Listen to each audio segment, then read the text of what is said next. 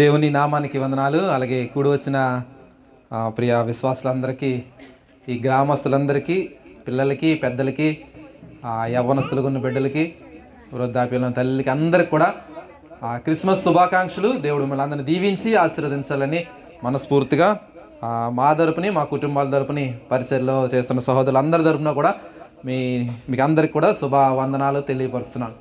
అందరూ బాగున్నారు కదండి? బాగున్నారండి? అందరూని బాగున్నారు. దేవుడు కృపను బట్టి అందరికీ చక్కని ఆరోగ్యాలు ఇచ్చి దేవుడు మమ్మల్ని నడిపిస్తూ మళ్ళీ అందరినీ సహాయం చేస్తున్నాడు. దాన్ని బట్టి ప్రత్యేకమైన వందనాలు.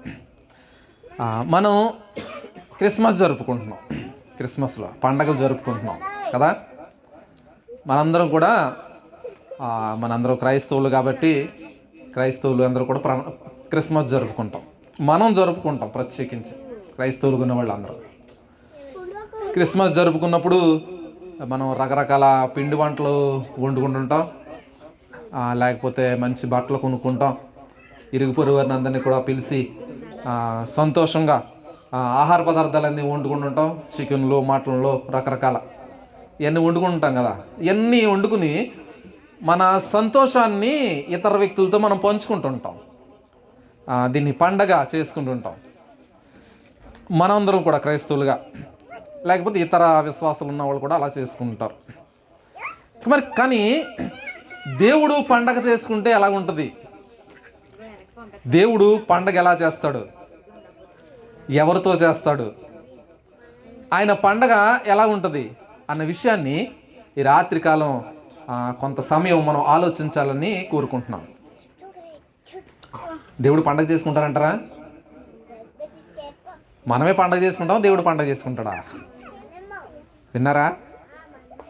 మనమే పండగ చేసుకుంటాం. దేవుడు పండగ చేసుకుంటే ఎలా ఉంటుంది కూడా బైబిల్లో ఉంది మనకి. ఆ పండగ గురించి మనం తెలుసుకుంటే దేవుడు మనసు మనకి ఎలాగుంటుంది, దేవుడు మనసుని మనం ఎలాగా ఏకో తగ్గింత బాగుంటుంది, దేవుడు మనసుని మనం ఎలాగ అర్థం చేసుకోవాలి అన్న విషయాలు బైబిల్ గ్రంథంలో చక్కగా మనం చూడడానికి అవకాశం ఉంటుంది. ఒక తండ్రికి ఇద్దరు కుమారులు ఉన్నారండి. ఎంతమంది? ఇద్దరు కుమారులు. కుమారులు అంటే కొడుకులు కదా, పెద్దోళ్ళు అయ్యారు. సైలెంట్ కొండ వెనకెళ్ళిపోదలా. ఇద్దరు కొడుకులు ఉన్నారు. ఇద్దరు కొడుకులు కూడా చాలా చక్కగా వాళ్ళు పనులు చేసుకుంటూ వాళ్ళ తండ్రి దగ్గరకు వచ్చి ఏ పని చెప్తుంటే ఆ పని చేసి చక్కగా చేసుకునేవారు అనమాట. ఎంతమంది కొడుకులు? ఇద్దరు కొడుకులు. ఇందులో ఒక కొడుకు ఇంకా తండ్రి చెప్పింది మాట ఏది కూడా జవదాటేవాడు కాదట. చక్కగా ఏ పని చెప్తే ఆ పని చేసేవాడంట. ఏ పొలం పని చెప్తే ఆ పొలం పని చేసేవాడు. ఎక్కడ ఉండమంటే అక్కడ ఉండేవాడు. చక్కగా దేవుని ఆరాధించడంలో కూడా అలా ఉండేవాడు. చక్కగా రీతిగా అన్నీ చేసుకుంటూ ఉండేవాడు అన్నాడు. రెండో కొడుకు ఏమైందో కానీ తండ్రితోనే ఉండేవాడు. కానీ కొంతకాలం అయ్యేటప్పటికి చెడు వ్యసనాలన్నీ అలవాటు చేసేసుకున్నాడు. అలవాటు చేసేసుకుని మొత్తానికి వాళ్ళ డాడీ దగ్గరికి వచ్చి, డాడీ నాకు నా ఆస్తిలో భాగం కావాలా, నా ఆస్తిలో భాగం నాకు ఇచ్చేయండి. ఇచ్చేస్తే నేను బయటికి వెళ్ళిపోయి నేను వ్యాపారం చేసుకోవాలనుకుంటున్నాను, చాలా వృద్ధి చేసుకోవాలనుకుంటున్నాను, రకరకాల ఏదో చెప్పుకొచ్చాడు మొత్తానికి. ఎన్నో కొడుకు? రెండో కొడుకు. మొదటి కొడుకేమో చక్కగా అన్ని పనులు చేసుకొస్తున్నాడు. అన్నీ వాళ్ళు డాడీకి ఏదైతే ఇష్టమో అన్నీ చేసుకొస్తున్నాడు అన్నాడు. ఇంకా డాడీ వాళ్ళు అన్నీ కూడా చెప్పుకొచ్చారు, బంధువులు చెప్పుకొచ్చారు, వినలేదు. నా డబ్బులు నాకు కావాలి, ఇచ్చేయండి అంటే మొత్తానికి ఎలాగైతేనే వాళ్ళ నాన్నగారు ఏం చేశారంట, వాళ్ళ డబ్బులు ఇచ్చేశాడు. పంచి ఇచ్చేస్తే చక్కగా పట్టుకుని వెళ్ళిపోయాడంట. కొంతకాలం ఏదో చేశాడు. సంవత్సరం గడుతుంది, రెండో సంవత్సరం గడుతుంది, మొత్తం డబ్బు అంతా అయిపోయింది. ఏమి చేయాలనుకున్నాడో అందులోని సక్సెస్ ఏమీ లేదు. మొత్తానికి డబ్బులంతా ఖర్చు అయిపోయాయి. వృధాగా ఖర్చు చేసేసాడు, వ్యసనాలకు ఖర్చు చేసేసాడు. తను ఏది ఇష్టం అనుకున్నాడో, మనసుకి ఏది ఇష్టం అనుకున్నాడో అంతా కూడా ఖర్చు పెట్టేశాడు. మొత్తం డబ్బులంతా కూడా పాడైపోయాయి. ఆ దేశంలో కరువు వచ్చిందంట. కరువు వచ్చిన తర్వాత ఆ కరువు అంటే చాలా విపరీతమైన కరువు. ఆ కరువులో ఉద్యోగాలు లేవు, తినడానికి తిండి లేవు, లేకపోతే ఎక్కడన్నా ఆ పనులు చేసుకుందారంటే పనులు కూడా కష్టమైపోయింది.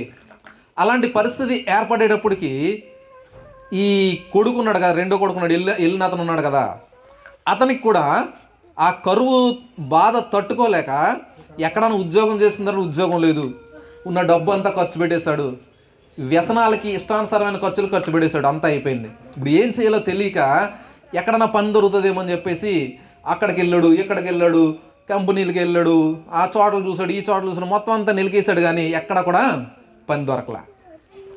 పని దొరకబోయేటప్పటికి సర్లే ఏదో పని చేసుకుని చూద్దామని చెప్పేసి కొన్ని ఏ పాలేరులాగా ఉందామని చెప్పేసి గేదెలు కాసుకునే వాళ్ళకి దగ్గరికి, ఆవులు కాసుకునే దగ్గరికి చూశాడంటే ఎక్కడ కూడా దొరకలేదట. ఆకలి అనేది మామూలు విషయం కాదు కదా. ఇదో ఒక రోజు తినకపోతే ఉండగలుగుతాడు, 2 రోజులు తినకపోతే ఇదో అడ్జస్ట్ అవుతాడు ఏ నీళ్ళు తాగి. ఇంకా రోజు రోజు ఆకలి అనేటప్పటికి ఏమవుతుంది, చాలా కష్టం, తట్టుకోలేకపోతున్నాడు. ఇంకా సరే ఇంకేదైనా సరే చేసి ఈవేళ అలాగోనా ఆహారం సంపాదించుకోవాలి, భోజనం చేయాలి, ఎక్కడో చోట ఏదో కొద్దిగా గుప్పుడు మెతుకులు దొరికితే చాలు అన్నట్టు వెళుతూ ఉంటుంటే ఓ పందులు కాసుకునే అతను ఉన్నాడంట. పందులు కాసుకునే అతను వస్తే ఆ పందులు కాసుకునే అతని దగ్గరికి వెళ్ళి ఎలాగైనా సరే అతని దగ్గర ఏదో ఉద్యోగం సంపాదించుకోవాలి అని చెప్పండి. పందులు కాసుకునే వాళ్ళ దగ్గర ఉద్యోగం ఏముంటుంది, పందులు కాసుకునే జాబా ఉంటుంది. సర్లే అతనికి పందులు ఉన్నాయి, పందులు పెంచడానికైనా సరే ఏదో దానికి అడ్జస్ట్ అయిపోతారని చెప్పేసి అతని దగ్గరికి వెళ్ళిపోయాడట. ఇతను తండ్రి దగ్గర ఉన్నప్పుడు మహారాజులాగా ఉండేవాడు. ఎలాగా అన్నీ ఉండి, ఆహారం కొదువు ఉండేది కాదు, బట్టలకు కొదువు ఉండేది కాదు, అతనికి ఇంటికి కొదువు ఉండేది కాదు. ఇతని దగ్గరే బోల్డ్ మంది పనిచేసేవాళ్ళు ఉండేవారు, రాజభోగాలన్నీ అనుభవించేవాడు. కానీ తండ్రికి దూరం అయిపోయిన తర్వాత ఇతని పరిస్థితి ఏమైపోయిందంటే అడుక్కు తినే పరిస్థితి అయిపోయిందనమాట. చాలామంది గృహం వదిలేసి, తల్లిదండ్రుల దగ్గర వదిలేసి దూరంగా వెళ్ళిపోయి ఏదో సాధించాలి, సంపాదించాలి అనుకుంటారు. కానీ బైబిల్లో చెప్పడమే కానీ ఇప్పుడు కూడా ఉన్నారండి చాలామంది. ఇది మన కుటుంబాల్లో చాలామంది ఉంటారు. మన సామెత ఒకటి ఉంది, దూరపు కొండలంట నునుపుగా ఉంటాయట. దూరం నుంచి ఇక్కడ నుంచి ఒక కొండను చూస్తున్నాం అనుకోండి, చక్కగా పచ్చగా కనబడుతుంటుంది, చక్కగా మొక్కలతో అంత నీట్గా ఉంది, చాలా బాగుంది కదా అనుకుంటాం. కానీ దగ్గరికి వెళ్ళి దాన్ని ఎక్కాలంటే చాలా కష్టం, దాని పైకి ఎక్కడానికి చాలా కష్టపడవలసి వస్తుంటుంది. అది ఎక్కగలమో లేదో కూడా మనకు తెలీదు, దూరం నుంచి వస్తుంటే చాలా బాగుంది అనుకుంటాం కదా. అలా కొంతమంది ఈ లోకంలో వాటికి, వ్యసనాలకి, రకరకాల క్రియలకి అన్నిటికీ అలవాటు పడి ఇంటిని కూడా వదిలేసి వెళ్ళిపోయే వాళ్ళు ఉంటారు. ఇక్కడ ఇదే పని చేశాడు. మొత్తానికి అతని జీవితం ఏమైపోయిందంటే ఏమీ లేని పరిస్థితుల్లో, గుప్పుడు మెతికలు కూడా దొరకలేని పరిస్థితులు అయిపోయింది. అలాంటి పరిస్థితుల్లో పందుల దగ్గరికి వచ్చి, పందులు మేపడానికి వస్తే కరెక్ట్గా టయానికి తిండి అట్లేదు అనుకుంటాను. అతను పందులు మేపిన తర్వాత సాయంకాలం వచ్చిన తర్వాత ఆ బానిసలను ఎలా చూస్తారంటే రోజంతా పని చేసుకున్న తర్వాత సాయంత్రం ఎప్పుడు ఎడతారు వాళ్ళకి అన్నం. మధ్యాహ్నం కరెక్ట్గా మన 12 గంటలకు ఎడతారు ఇంట్లో తల్లిదండ్రులుగా, లేకపోతే 1 గంటకి ఇంటి దగ్గర వచ్చినండి ఎడతారు, స్కూల్ నుంచి వచ్చినండి ఎడతారు. అలాగ ఉండదు. పని అంతా అయిపోయిన తర్వాత వాళ్ళు కూడా వంటలు వండిన తర్వాత ఖాళీ ఉన్నప్పుడు వీళ్ళకి ఒక ముద్ద పెడతారనమాట, లేకపోతే అన్నం పెడతారు. ఆ టైపు ఉండేటప్పటికి ఇతనికి ఆకలి ఆగుతలేదు. ఆకలి ఆక పందులు తినేసే పొట్టు తినేద్దారని వచ్చేసాడట. ఇది ఎక్కడి నుంచి చెప్తున్నానో మీకు తెలుసు అందరికీ. ఏంటి స్టోరీ అది? తప్పిపోయిన కుమారుడు. లూకాసు వార్త 15వ అధ్యాయంలో మనం ఈ భాగం అంతా చూస్తాం. ఇక నీవేళ చెప్పాలన్న విషయం ఏంటంటే తండ్రి ప్రేమ ఎలాగుంటుంది, కుమారుడు ఆ విధానం ఎలాగుంటుంది అన్న విషయాలు నేర్చుకోవాలని నేను ఆశపడుతున్నా. ఈ పందులు పొట్టు తిందారని వెళ్ళినప్పుడు గట అయ్యి కూడా కుదరలేదట. పందులు ఒకదాని మీద కొట్టేసుకుంటున్నాయి, తిందామంటున్నాడు కానీ కుదరలేదు. వాటితో కడుపు నింపుకుందారనుకుంటున్నాడంట, కానీ అది కూడా కుదరలేదు. అప్పుడు అనుకున్నాడంట, అయ్యో నా పరిస్థితి ఏంటి, నేను తండ్రి దగ్గర ఎలా ఉండేవాడిని, నా తండ్రి దగ్గర రాజభోగాటగా ఉండేది, నా తండ్రి దగ్గర అనేక మంది పనులు ఉండేవారు, అక్కడేమో పనులకు కూడానేమో సమృద్ధిగా ఆహారం దొరికేది, ఇక్కడేమో ఒక పూట కూటి కోసం ఇది మొత్తం ఈ ప్రాంతం అంతా తిరిగేస్తాను, ఉద్యోగం రాలేదు, పోనీ ఎవరన్నా ఒక ముద్ద పెడతాడంటే ముద్ద కూడా దొరకలేదు. అలాగని చెప్పేసి పందుల పెంపకం దగ్గరకు వచ్చి, పందులోడి దగ్గరకు వచ్చినా నాకు ఆహారం దొరకలేదు, పందు పొట్టు తిని కడుపు నింపుకుందరన్నా అది లేని పరిస్థితి అని చెప్పేసి ఎక్కెక్కి ఏడడం మొదలెట్టాడంట. ఏడ్డం మొదలెట్టాడు. అప్పుడు తలంపు వచ్చింది, అయ్యో నా తండ్రి దగ్గరికి వెళ్ళిపోతే కనుక ఈ నా దగ్గర అక్కడ నా తండ్రి దగ్గర పని చేసేవాళ్ళు ఒక పనోడుగా ఉన్నా నాకు కడుపు నిండా అన్నం దొరుకుతుందని చెప్పి నా తండ్రి దగ్గరికి వెళ్ళిపోతాను. నా తండ్రి దగ్గర ఇలాగ అడుగుతాను, తండ్రి నీకు పరలోకమున్న తండ్రికి కూడా నేను చాలా విరోధంగా పాపం చేశాను. మీ దగ్గర నేను డబ్బు పట్టుకెళ్ళిపోయాను, ఖర్చు పెట్టేశాను, వృధాగా వ్యసనాలకి ఖర్చు పెట్టేశాను, నా డబ్బు అంతా అయిపోయింది, నా ఇష్టానుసారమైన జీవితాన్ని జీవించాను, నా జీవితం ఏమైపోయిందో తెలియని పరిస్థితులాగా అయిపోయింది, నన్ను క్షమించండి అని ఒక్క మాట అడిగితే నా తండ్రి చేర్చుకుంటాడు అని చెప్పి మనసు కలిగిన వాడే తనకి జ్ఞానం వచ్చినప్పుడు బుద్ధి వచ్చినప్పుడు వెళ్ళిపోదారని నిశ్చయించుకున్నాడంట. నిశ్చయించుకుని తండ్రి దగ్గరికి వెళ్ళి, అంత దూరంలో తండ్రి ఉన్నాడంట, తండ్రి దగ్గరికి వెళ్ళి దగ్గరికి వద్దారని సమీపించేటప్పటికి ఇక్కడి నుంచి చూడండి దేవుని మనసు ఎలా ఉంటుందో, కుమారుల పట్ల మనసు ఎలా దేవుడు కనపరుస్తాడో ఆ ఉదాహరణ యేసుక్రీస్తు ప్రభువు చెప్పారు. అక్కడ దూరం నుంచి కుమారుడు వచ్చేటప్పటికి తండ్రి ఎదురు చూస్తున్నాడంట అక్కడి నుంచి. మరి ఎంతకాలం నుంచి చూస్తున్నాడో, ఇంట్లో వెళ్ళిపోయిన దగ్గర నుంచి ఇతను చూస్తున్నాడేమో, ఎప్పుడు వస్తాడు నా కుమారుడు, ఎప్పుడు వస్తాడు నా కొడుకు, ఎప్పుడు వస్తాడు నా కొడుకు అని చెప్పేసి ఎదురు చూస్తూ చూస్తూ చూస్తూ ఉండేటప్పుడు ఎలాగ కుమారుడు ఇక్కడికే కనబడుతున్నాడు. ఇతనికేమో గడ్డం పెరిగిపోయింది, తల పిచ్చోళ్ళగా అయిపోయాడు. పందుల దగ్గర పెంచేవాళ్ళు చూసారా ఎవరన్నా ఎలా ఉంటారో? పందులు పొట్టు తినేవాళ్ళు చూసారా? పోనీ ఇంకా అలాంటి స్థితి ఎవరికి రాదేమో. మాసిపోయిన బట్టలు, చిరిగిపోయిన బట్టలు, తలాగిలా మాసిపోయింది, విరబూసుకున్నాడు. అతను రూపం మారిపోయింది. ఈ పందులు ఎలాగ అంటించుకుంటే బురద గరద ఆ టైప్ అంటించుకున్నాడంట. ఇలాగ అంటించుకుని వస్తున్న ఈ కొడుకుని తండ్రి చూసి ఆనవాలు కట్టేశాడు. అతన్ని ఆనవాలు కట్టేసి నా కొడుకు వచ్చేస్తున్నాడని చెప్పేసి అక్కడి నుంచి పరిగెత్తుకుని వచ్చాడట. తండ్రి ఉన్న చోటు నుంచి పరిగెట్టుకుని వచ్చి కుమారుని చూసి గబగబా వచ్చి తన్ని కౌగిలించుకున్నాడు. చూడండి అదే మాట ఉందా లేదు చూడండి. ఇక్కడ లోకాసు వార్త 15వ అధ్యాయంలో వచనం చెప్పండి, 21వ వచనం. లోకాసు వార్త 15వ అధ్యాయము 21వ వచనం, 68వ పేజీ, కొత్త నిబంధన. ఆ కుమారుడు ఇంకా దూరంగా ఉన్నప్పుడు తండ్రి వాణ్ణి చూచి కనికరపడి పరిగెత్తి వాని మెడ మీద పడి ముద్దు పెట్టుకొనెను. తర్వాత అప్పుడు ఆ కుమారుడు అతనితో, తండ్రి నేను పరలోకమునకును నీకును విరోధముగా నీ ఎదుటను పాపము చేసి తిని, ఇక మీదట నీ కుమారుణ్ణి అనిపించుకొనుటకు నేను యోగ్యుణ్ణి కాదు అని చెప్తే ఆ తండ్రి అంటాడంట 22వ వచనం తర్వాత, అయితే తండ్రి తన దాసులను చూసి ప్రశస్తమైన వస్త్రములను త్వరగా తెచ్చి వీనికి కట్టి వీని చేతికి ఉంగరము పెట్టి పాదములకు చెప్పులు తొడిగించి క్రొవ్విన దూడను తెచ్చి వధించుడి, మనము తిని సంతోషించదము. చాలండి. ఇక్కడ తండ్రి ఏం చెప్తున్నాడు? ఇక్కడ కుమారుడు ఏ మనసుతో వచ్చాడు? తనకు బుద్ధి వచ్చిందంట. తండ్రి దగ్గరికి వచ్చేస్తే నాకు ఆహారం దొరుకుతుంది, తండ్రి దగ్గరికి వచ్చేస్తే నాకు వస్త్రాలు ఉంటాయి, తండ్రి దగ్గరికి వచ్చేస్తే నేను ఆకలిగా ఉండవలసిన పరిస్థితి లేదు. అతను బుద్ధి వచ్చినప్పుడు, బుద్ధి జ్ఞానం వచ్చినప్పుడు వచ్చి దగ్గరికి వస్తుండగానే ఈ కొడుకు ఇంకా వెళ్ళలేదు అక్కడికి. కొడుకు ఇంకా తండ్రి దగ్గరికి వెళ్ళలేదు. తండ్రే తన ఆనవాలు కట్టి పరిగెట్టుకుని కొడుకు దగ్గరికి వచ్చాడట. మనం చాలా సందర్భాల్లో దేవుని విడిచి చాలా దూరంకి వెళ్ళిపోతాం. 2024 సంవత్సరం అయిపోతుంది, ఇంకా 2-3 రోజులు అయిపోద్ది, ఇంకా 2 దినాలే ఉంది, అయిపోతుంది. దేవుని దగ్గరికి వచ్చి మనం ఎంతకాలం అయిందో, ప్రార్థన చేసి ఎంతకాలం అయిందో. ఈ కుమారుడు బాహ్యంగా తప్పిపోయాడు కానీ, తన ఆస్తి తీసుకుని వెళ్ళిపోయాడు కానీ, మన జీవితాల్లో మనం దేవునికి ప్రార్థన చేసి దేవునికి ఆరాధన చేసి ఎంత కాలం అయిపోయిందో, ఎన్ని దినాలు అయిపోయిందో, ఎన్ని సంవత్సరాలు అయిపోయిందో ఒకసారి ఆలోచించాలి. లేదా ఎన్ని గంటలు గడిచిపోయిందో ఒకసారి ఆలోచించాలి. దేవుడేమో నా కొడుకు వస్తాడు అని ఎదురు చూస్తూ ఉంటాడు. ఇది తండ్రి మనసు గురించి తెలియపరచడానికే. ఒకవేళ తప్పిపోతే తండ్రి మనల్ని ఎలా చేర్చుకుంటాడు అని తెలియపరచడానికే ఈ వాక్య భాగాన్ని రాయించి ఉంచాడు దేవుడు మనకి. ఆ కథనాన్ని కూడా చెప్పాడు యేసుక్రీస్తు ప్రభువారు. పుట్టినే చెప్పలేదు అక్కడ. పరలోకంలో తండ్రి మనం ఎలా ప్రేమిస్తాడు, ఒకవేళ తప్పిపోయినా సరే మనల్ని ఎలా ప్రేమిస్తాడు, దిక్కుమాలిన పరిస్థితుల్లో ఉన్నా సరే మనల్ని ఎలా ప్రేమిస్తాడు, దౌర్భాగ్య పరిస్థితుల్లో ఉన్నా సరే మనల్ని ఎలా ప్రేమిస్తాడు అనే విషయాలు మనం తెలుసుకోవాలి. ఎందుకంటే దేవుడు మనల్ని రక్షించుకున్నాడు.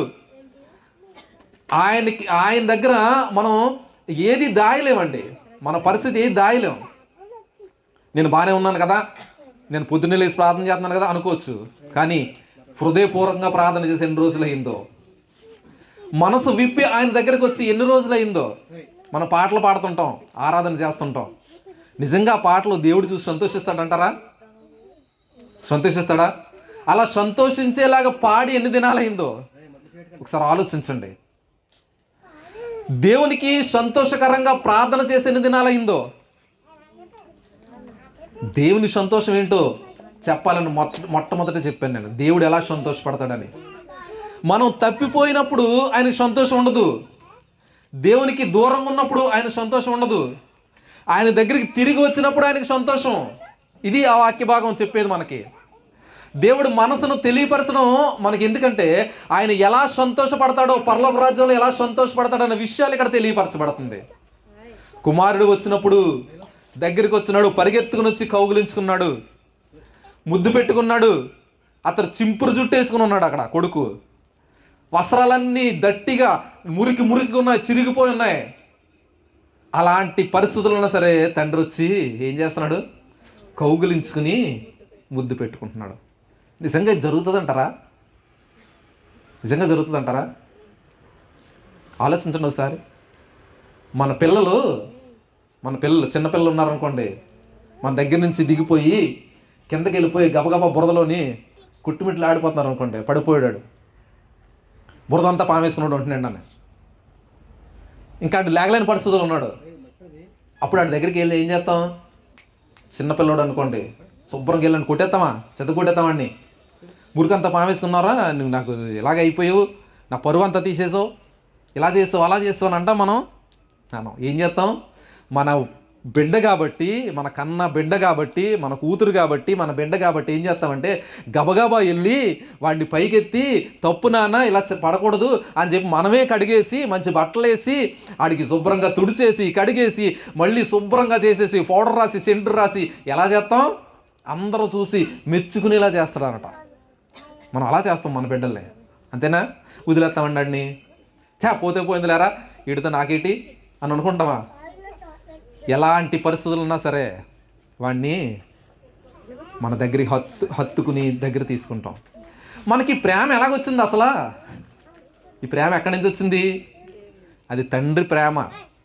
తండ్రి ప్రేమలో కొంత ఉంటేనే మనం అలా చేస్తే తండ్రి ప్రేమ ఎంత ఉంటుంది? అది అవధులు లేనిదట, అది అంతులేనిది. ఇటు ఇర్మియా గ్రంథంలో 31వ అధ్యాయంలో ఒక మాట ఉంటుంది, 3వ వచనంలో, శాశ్వతమైన ప్రేమతో నేను మిమ్మల్ని ప్రేమిస్తున్నాను. ఎందుకు ప్రేమిస్తున్నాడు ఆయన? ఆయన బిడ్డలం కాబట్టి. ఈ ప్రేమించడానికి ఆ తర్వాత వచనం ఉంటుంది, శాశ్వతమైన ప్రేమతో నిన్ను ప్రేమిస్తున్నాను కనుక విడువక నీ పట్ల కృప చూపిస్తున్నాను. ఎందుకు కృప చూపిస్తున్నాడు ఈయన అంటే ఆయన మనల్ని ప్రేమిస్తున్నాడు కాబట్టి కృప చూపిస్తున్నాడు. ఆయన మనం అంటే పిచ్చి ప్రేమ అండి దేవుడికి, పిచ్చి ప్రేమ. మనం ఎన్నిసార్లు తప్పిపోయినా సరే మన దగ్గరికి ఎప్పుడు వస్తామా, నా కొడుకు ఎప్పుడు వస్తాడా, నా కూతురు ఎప్పుడు వస్తుందని ఎదురు చూస్తూ ఉంటుందట, ఎదురు చూస్తూ ఉంటాడు ఆయన. ప్రకటన గ్రంథంలో అదే మాట రాయబడింది. ఇక్కడ మాట ఉంటుంది, ఆయన చేతులు చాచి దినమెల్లా నా చేతులు చాచి ఎదురు చూస్తూ ఉన్నాను అన్న మాట రాయబడిన సందర్భం ఏంటంటే విననొల్లని వారి వైపట, మన మాట వినకపోయిన వాళ్ళ దగ్గరికి వచ్చట పరలోకం నుంచి అంట చేతులు చాచి ఎప్పుడు వస్తాడు నా కొడుకు, ఎప్పుడు వస్తాడు నా కూతురు అని ఎదురు చూస్తూ ఉంటాడట. అది దేవుడి ప్రేమ. ఎంత ప్రేమ చూడండి. ఇక్కడ తండ్రిని అదే విధంగా చూపిస్తాడు యేసుక్రీస్తు ప్రభువారు. తండ్రి ప్రేమ ఎలాగుంటుంది అన్న విషయాన్ని ఇక్కడ కొడుకు ఇంకా దగ్గర రాలేదు, తండ్రే దగ్గరికి వచ్చేసి అంటున్నాడు, కౌగిలించుకుని ఆ పనులతో చెప్తున్నాడు, రే మీరు గబగబా తీసుకెళ్ళి ఇతను స్నానం చేయించండి, మంచి బట్టలు వేయండి, మంచి క్షారం చేయించండి, తల కటింగ్ చేసేసి తలకు స్నానం చేయించేసి మంచి మురికంతో వదలగొట్టేసి మంచి బట్టలు వేయండి, ప్రశస్తమైన వస్త్రాలు వేయండి నీ బిడ్డకి. తర్వాత మంచి ఉంగరం పెట్టండి, ఉంగరం పెట్టాలట, మంచి బట్టలు వేయాలట. ఇంకోటి చేయమంటున్నాడు అక్కడ, ఏంటిది? కొవ్విన దూడను, పాదాలు కూడా చెప్పులు పెట్టమంటున్నాడు, పెట్టమని. తర్వాత కొవ్విన దూడను తెచ్చి వధించి విందు చేయండి.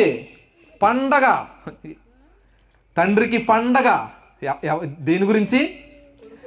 కొడుకు వచ్చాడని, తప్పిపోయినోడు తిరిగి వచ్చాడని. మనం క్రిస్మస్ ఏం జరుపుకుంటున్నాం? మనం జరుపుకుంటాం క్రిస్మస్.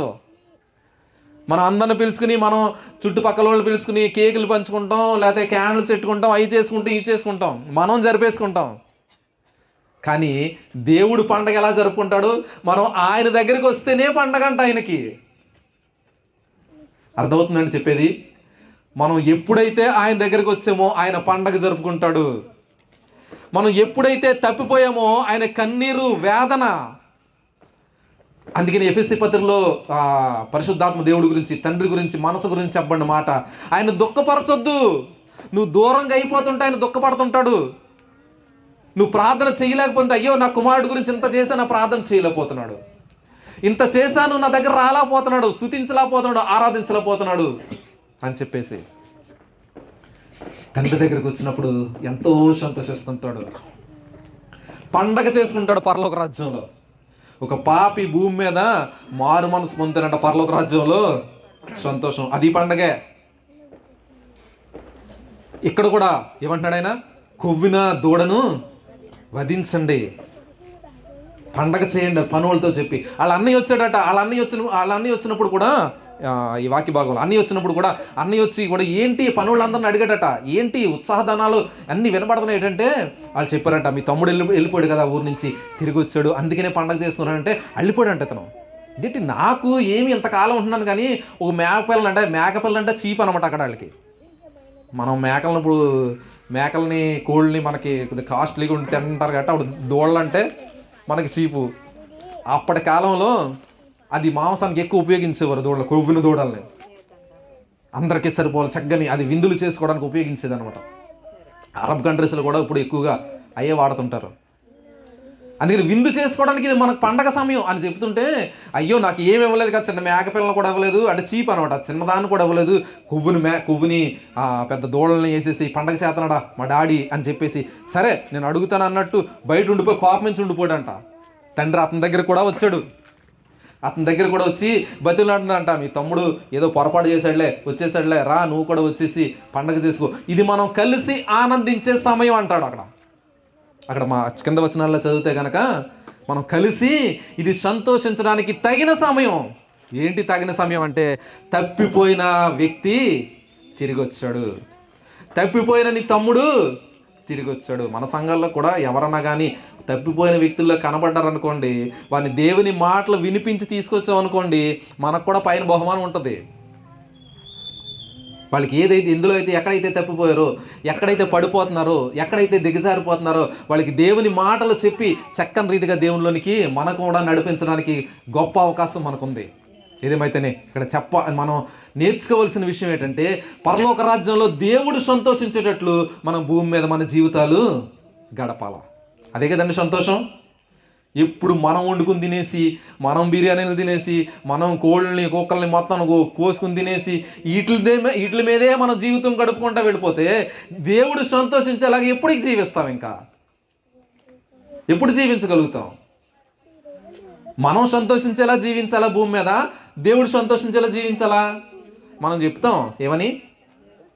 పక్కాగా చెప్పేస్తాం 100%. ఓ సండే స్కూల్ కుర్రోడంట ఓ పాస్టర్ గారు లేపి ప్రశ్న అడిగారంట. ఏమనంటే, లాజరు గురించి, ధనవంతుడి గురించి స్టోరీ చెప్పారంట, వాళ్ళ కథ చెప్పారంట. లాజర్ ఏమో చాలా పేదోడు కదా, తినడానికి కూడా తిండి ఉండేది కాదు, ఇక్కడ ఏమి వస్త్రాలు ఉండేవి కాదు, ఏమి ఉండేవి కాదు. లాజర్కేమో ధనవంతుడికేమో అన్నీ ఉండే, గుడాన్స్ నిండా డబ్బులు, మొత్తం సకల ఆస్తి అన్నీ ఉండే. చనిపోయిన తర్వాత ధనవంతుడినేమో ఇక్కడే పాతి పెట్టేశారు. మున్సిపాలిటీ వాళ్ళు వచ్చి ఈ లాజర్ని మున్సిపాలిటీ వచ్చి తీసుకెళ్ళిపోయారు, పాతి పెట్టేశారు. కానీ దేవదూతల చేత పైకి తీసుకెళ్ళిపోయాడు. అబ్రహాం రొమ్ముని ఆనుకున్నాడు. స్టోరీ అంతా మనకు తెలిసిందే. ధనవంతుడు చనిపోయాడు, గంధం చెక్కలతో కాల్ చేశారు, చెక్కగా తీసుకెళ్ళారు, మంచి సమాధి కట్టించేశారు, పెట్టి కట్టించారు. కానీ ఇతడేమో నరకంలోనే ఉన్నాడు. ఇదంతా చెప్పిన తర్వాత సండే స్కూల్ కుర్రోని లేపి అడిగారంట పాస్టర్ గారు, అరే మీరు ఎవరిలా ఉండాలనుకుంటున్నారా అని చెప్తే కుర్రోళ్ళు వేసాడంట అక్కనే. ఎవరిలాగా ఉండాలనుకుంటున్నారంటే ఏం చెప్తారు? ఏం చెప్తారు? ఇప్పుడు భూమి మీద ఏమో అన్నీ ఉన్నవాడేమో ధనవంతుడు, లాజర్కి ఏమీ లేవు పాపం. పరలోకంలోకి వెళ్తేనేమో అక్కడ రివర్స్ అయిపోయింది. లేనోడికేమో ఇప్పుడు ఉన్న స్థితిలోకి వెళ్ళిపోయాడు. అబ్రహాం రోమునేమో ఆనుకున్నాడు. ఇక్కడ భూమి మీద డబ్బులంతా ఉన్నోడేమో నరకంలోకి వెళ్ళిపోయాడు. ఇక్కడికక్కడ రివర్స్ అయిపోయింది. చాలా తెలివితేటలుగా చెప్పాడంట. ఏమనంటే భూమి మీద నేను ధనవంతుడిలాగా ఉండాలి, పరలోక రాజ్యంలో లాజర్ లాగా ఉండాలి. ఇది మన సమాధానం కదా. ఇదే కదా మనం అందరూ కోరుకునేది. భూమి మీద ధనవంతుడిలాగా, పైకి వెళ్ళిన తర్వాత లాజర్ లాగా. ఇదే మనం ఎలా కోరుకుంటాం. కానీ బైబిల్ చెప్పేది ఏంటంటే మనం ఎక్కడున్నా, పైనున్నా, ఇంట్లో ఉన్నా, బయట ఉన్నా, ఉద్యోగం చేస్తున్నా, కూలి పని చేస్తున్నా, చదువుకుంటున్నా, డిగ్రీలు చేస్తున్నా, ఏ పనిలో చేయొచ్చు, దేవునికి మహిమకరంగా ఆయన చిత్తాన్ని నెరవేర్చేవారిలాగా మనం ఉండాలని కోరుకుంటున్నాడు. అందులో ముఖ్యమైన అవసరం ఏంటంటే దేవుణ్ణి సంతోషపరిచేలాగా ఉంటే చాలు. మనం ఏ స్థితిలోనైనా సరే మన దేవుని సంతోషపరిచేలాగా ఉంటే మనం ఎక్కడున్నా సరే, ఏ ప్రార్థననా సరే మన మొర విని దానికి మనకి ప్రత్యుత ఉపకారాలు మనకు చేస్తూ ఉంటాడు దేవుడు. మనం చేస్తుంటాడు. దేవుణ్ణి సంతోషపరిచేలాగా మనం ఉండాలి. ఇదే ఈ తప్పిపోయిన కుమారుడు సందర్భంలో తండ్రికి కలిగిన మనసు మనకి తెలియపరుస్తూ దేవుడిచ్చిన గొప్ప ఉపమానం ఇది. ఒకసారి ఆలోచించండి. దేవుణ్ణి సంతోషపరిచేలాగా ఉంటే ఎంత బాగుంటుంది కదా. దేవుణ్ణి సంతోషపరిచే ప్రార్థన చేస్తే ఎంత బాగుంటుందో, దేవుణ్ణి సంతోషపరిచే ప్రార్థన చేస్తే ఎంత బాగుంటుందో. ఈ సంవత్సరం గతించిపోయింది, అయిపోయింది, నూతన సంవత్సరంలోకి వెళ్తున్నాం. ఒకసారి ఆలోచించండి. ఎక్కడ తప్పిపోయామో, ప్రార్థనలో తప్పిపోయామో, ఆరాధనలో తప్పిపోయామో, మన సువార్త ప్రకటించడంలో తప్పిపోయామో, లేకపోతే ఇతర వ్యక్తులకి మన సాక్ష్యాన్ని చెప్పడంలో తప్పిపోయామో, ఎక్కడ తప్పిపోయామో ఒక్కసారి మనం ఆలోచించుకుని, లేదా వాక్యం చదవడంలో తప్పిపోయామో, ఎక్కడ తప్పిపోయామో మనం ఆలోచించుకుని దాన్ని మళ్ళీ తిరిగి దేవుళ్ళలోనికి నెలకొల్పబడాలి అని దేవుడు కోరుకుంటున్నాడు. అలా చేస్తే పరలోకంలో మన గురించి ప్రత్యేకించి ఆయన పండగ నిర్వహించుకునే స్థితిలోని తీసుకెళ్తానమాట. అక్కడ పండగ చేసుకునే వాతావరణం అక్కడ నెలకొల్పబడుతుంది. యేసుక్రీస్తు ప్రభువారు కూడా ఇక్కడ ఉన్నప్పుడు కూడా అదే పని చేశాడండి. యోహాను సువార్తలో మనం చూస్తాం ఆ భాగాన్ని. అందరూ పండగ చేసుకుంటున్నారట. యెరూషలేములో అందరూ కూడా పండగ చేసుకుంటున్నారు. ఇశ్రాయేల్ దేశం అంతా పండగ చేసుకుంటున్నారు. వాళ్ళు రకరకాల పిండి వంటలు చేసుకుంటున్నారు, దేవుని ఆరాధించుకుంటున్నారు ఉంటున్నారు, రకరకాల క్రియలు చేసుకుంటున్నారు. అంతా చేస్తుంటే యేసుక్రీస్తు ప్రభువారు మాత్రం ఏ దిక్కు తోచని వ్యక్తి ఒక అతను ఉన్నాడు అక్కడ. అతనికి రోగంతో అక్కడ ఎవ్వరూ అతనికి రోగాన్ని బాగు చేయలేని స్థితిలో అక్కడ పడి ఉన్నాడు అతను. ఎవరు అతని దగ్గర రావట్లేదు, అతను పట్టించుకునే నాదుడే లేదు. అలాంటి వ్యక్తి దగ్గరికి యేసుక్రీస్తు ప్రభువారు వచ్చారట. యోహాను సువార్త 5వ అధ్యాయంలో చూడండి, 1-2 వచనాలు చదివితే కనుక అక్కడ మాటలు చెప్పుకుని మనం ముగించేసుకుందాం. యోహాను సువార్త 5వ అధ్యాయం.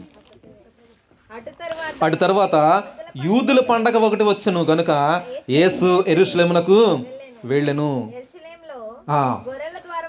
యెరూషలేములో గొర్రెల ద్వారం దగ్గర హెబ్రీ భాషలో బెతస్తా అనబడిన ఒక కోనేరు కలదు. దానికి 5 మండపములు కలవు. ఆయా సమయంలో దేవదూత వచ్చి కోనేటి దగ్గర దిగి నీళ్లు కదిలిస్తున్నప్పుడు ఆ నీటిలో ఎవరు దిగుతారో వాళ్ళు బాగుపడేవారు. కానీ అక్కడ బాగుపడడానికి ఒక అతను ఉంటున్నాడు, కానీ అతనికి అవకాశం లేదంటే నీటిలో దిగడానికి. ఆ వచనాలు చూడండి కిందన 5వ వచనం నుంచి.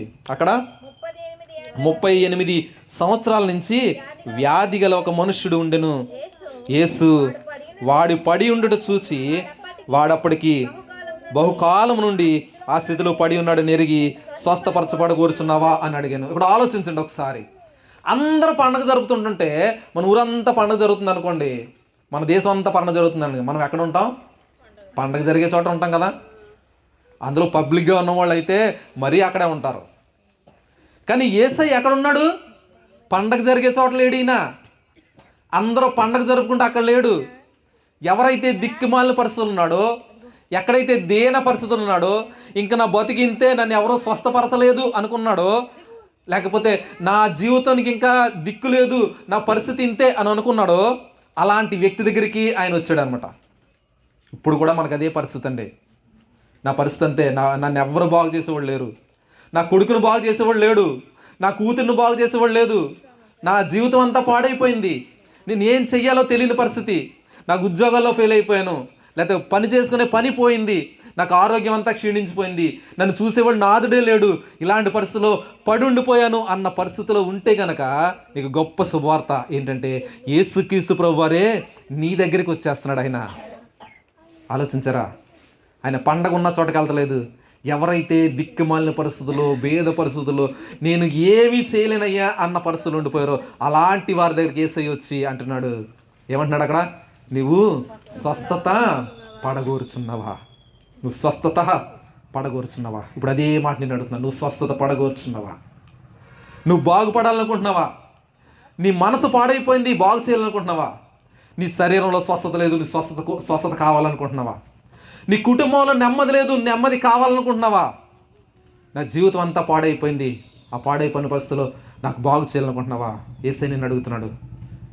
దానికి సమాధానం నీ దగ్గర ఉంది, నీ దగ్గర ఉంది. ఆలోచించండి.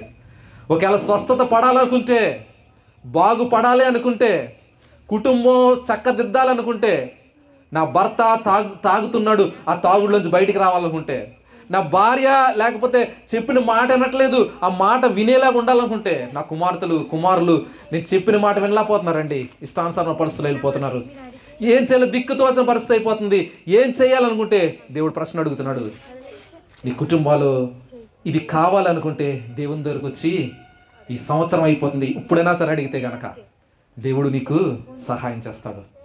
అది నీటిలో దిగి బాగుపడాలనుకుంటున్నాడు అక్కడ కొన్నిట్లో, కానీ దేవుడు మాట చెప్తున్నాడు. మాట అంటండి, ఒక్క మాట చెప్తే చాలు, పరలోకం నుంచి మన రోగాలు స్వస్థపరచబడతాయి, మన దిక్కుమాలిన పరిస్థితి బాగుపరచబడుతుంది. ఇది నేను చెప్పే మాట కాదు, బైబిల్ గ్రంథంలో చెప్పబడే మాట. ఆయన మాటలో సున్నా అయినా పొల్లు అయినా కానీ పోదంట. ఆకాశం భూమి గతించిపోవాలి కానీ అందులో సున్నా పొల్లు పోదటండి. ఆయన మాట ఇస్తున్నాడు.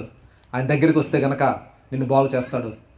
ఎక్కడ తప్పిపోతే ఆయన దగ్గరికి వస్తే కనుక పండగ జరుగుతుంది, నిన్ను బాగు చేస్తాడు, నీకు సహాయం చేస్తాడు, నిన్ను భద్రపరుస్తాడు, నిన్ను కాపుదలుస్తాడు, ఉద్యోగాల్లో నీకు సహాయం చేస్తాడు, కుటుంబాల్లో నీకు సహాయం చేస్తాడు, నీ ఆర్థిక పరిస్థితుల్లో సహాయం చేస్తాడు, వ్యాధిగ్రస్తులు ఉన్న వాళ్ళకి సహాయం చేస్తాడు, ఏ పరిస్థితుల్లో ఉండిపోయినా సరే సహాయం చేస్తాడు. కానీ మనం చేయవలసింది ఆయన దగ్గరికి వచ్చి మనకు సహాయం ఆయన అడగాలి, ఆయన క్షమించమని అడగాలి, కాపుదలని ఇస్తాడు, వాడు భద్రత ఇస్తాడు, సహాయం చేస్తాడు. అలాంటి గొప్ప కృప ఇక్కడ వాక్యం విన్న వారందరికీ దేవుడు కలగాలని కోరుకుంటూ మాటలు ముగిస్తున్నాను. మన జీవితాలని దేవునికి అప్పచెప్పుకుందాం, ప్రార్థన చేసుకుందాం, మన జీవితాలను దేవునికి అప్పచెప్పుకుందాం. ఇంకో 2 రోజుల్లో ఈ సంవత్సరం అయిపోద్ది, ఇంకా 2 రోజుల్లో సంవత్సరం అయిపోద్ది.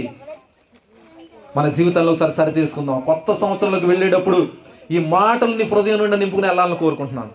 ఎక్కడైతే తప్పిపోయావో ఆ తప్పిపోయిన దాన్ని ఒక్కసారి ఆలోచించుకుంటూ, ఆ తప్పిపోయిన విషయాల్లో ఎక్కడ తప్పిపోయామో ఆ తప్పిపోయిన విషయాలన్నీ కూడా దేవుని దగ్గర పెడుతూ, అయ్యా నాకు సహాయం దయచేయండి, నేను ఆరాధించవలసిన స్థితిలో నేను ఆరాధించలేకపోయాను, ప్రార్థించాలని కానీ ప్రార్థించలేకపోయాను. 2024 సంవత్సరం అంతా అయిపోయింది, నూతన సంవత్సరంలోకి వెళ్ళిపోతున్నాను నేను, నాకు సహాయం దయచేయండి. ఎవరైతే హృదయపూర్వకంగా అడుగుతారో వారిని ఆయన సహాయం చేస్తానంటున్నాడు. నేను హృదయం అనే తలుపు దగ్గర నేను ఉన్నాను. ఎవరైతే తలుపు కొట్టినప్పుడు నేను తలుపు కొడుతున్నాను, ఎవరైతే నా స్వరం వీళ్ళు తలుపు తీస్తారో వారి దగ్గరకు వచ్చి వారితో నేను నివాసం చేస్తానంటున్నాడు, వాళ్ళు నేను కలిసి భోజనం చేస్తామంటున్నాడు. ఆయన సంతోషించే వారికి ఉందాం. ప్రార్థన చేద్దామమ్మా. ఇది అనుకూలమైన సమయం. 1-2 నిమిషాల్లో మనం ప్రార్థన ముగించుకుంటాం. ఇది అనుకూలమైన సమయం, రక్షణ దినం. ఒకసారి ఆలోచించండి. ఇంత గొప్ప దినం మనం విడిచిపెడితే కనుక మనం ఎవ్వరూ బాగు చేయలేరు. బాగు చేసే దేవుడు మనకున్నాడు, సహాయం చేసే దేవుడు మనకున్నాడు, రక్షించే దేవుడు మనకున్నాడు. ప్రార్థన చేద్దాం, అందరూ కలిసి ఏకేం ప్రార్థన చేద్దాం. ఎవరు విడిచిపెట్టయాన్ని 1-2 నిమిషాలు మన మనసుల్ని, హృదయాల్ని దేవుని వైపుకి తిప్పుకుంటూ ప్రార్థన చేద్దాం. అందరూ ప్రార్థన చేద్దాం. 1 నిమిషంలో ప్రార్థన ముగించుకుందాం. ఆలోచిద్దాం ఒకసారి, ఎక్కడ పడిపోయాం? అందరూ ఏకి విందాం, ఎక్కడ పడిపోయాం? ఎక్కడ మన జీవితాలు ఆగిపోయాయి, ఎక్కడ మన కుటుంబ పరిస్థితులు ఎక్కడ దిగజారిపోయాం, దేవుని దగ్గరికి వస్తే ఆయన స్వస్థపరుస్తానంటున్నాడు, బాగు చేస్తానంటున్నాడు, సహాయం చేస్తానంటున్నాడు, పడిపోయిన స్థితిలో అయినా సరే లేవనేస్తానంటున్నాడు. ఒక్క మాట చాలు, ఒక్క మాట చాలు దేవుని మనం బాగు చేయడానికి. ప్రార్థన చేసుకుందాం. మా ప్రియ పరలోకపు తండ్రి, యేసునాథా వందనాలు, స్తోత్రం చెల్లిస్తున్నాము తండ్రి. ఈ రాత్రికాల సమయంలో తండ్రి నాయన మాతో మాట్లాడిన ప్రతి మాటను బట్టి వందనాలు చెల్లిస్తున్నాము తండ్రి. నాయన పరలోక రాజ్యంలో నాయన ప్రభా నీ ఉండి నాయన ప్రభా మా మొరలు వింటున్న దేవుడు తండ్రి, మా తండ్రివి తండ్రి నాయన, నీకు వందనాలు చెల్లిస్తున్నాము తండ్రి. కుమారుల పట్ల కుమార్తెల పట్ల ఎలాంటి ప్రేమ చూపిస్తామో మేము తండ్రి నాయన, అంతకంటే నాయన ప్రభా 1,000 రెట్లు ఎక్కువ మమ్మల్ని ప్రేమిస్తున్నావు. శాశ్వతమైన ప్రేమతో మమ్మల్ని ప్రేమిస్తున్నావు. ఎందుకంటే మా పట్ల కృప చూపిస్తున్నావు తండ్రి. అలాంటి ప్రేమను మాకు ఇచ్చినందుకు వందనాలు చెల్లిస్తున్నాము తండ్రి. వాక్యం ఉన్న ప్రతి బిడ్డని దీవించండి, ఆశీర్వదించండి. వారి జీవితాలు ఏదైతే ఒప్పుకుని నీ దగ్గరికి వచ్చారో నాయన, అది విడిచిపెట్టి నీ దగ్గరికి వచ్చారు నాయన ప్రభా, వాళ్ళు క్షమించి నాయన ప్రభా అభివృద్ధి పరిచి ఫలించి అభివృద్ధి చెందిన సహాయం దయచమని, నూతన సంవత్సరంలో నీ కృపతో బలపరిచి నింపి నడిపించి సహాయం దయచని మా ప్రియ ప్రభు యేసు నామములో చిన్న ప్రార్థన అడిగి బతిమలు వేడుకుంటుంటూ ఈ వాక్యం ఉన్న ప్రతి ఒక్కరిని దీవించి ఆశీర్వదించమని యేసు నామములో ప్రార్థన ఇస్తున్నాము తండ్రి. ఆమేన్, ఆమేన్, ఆమేన్.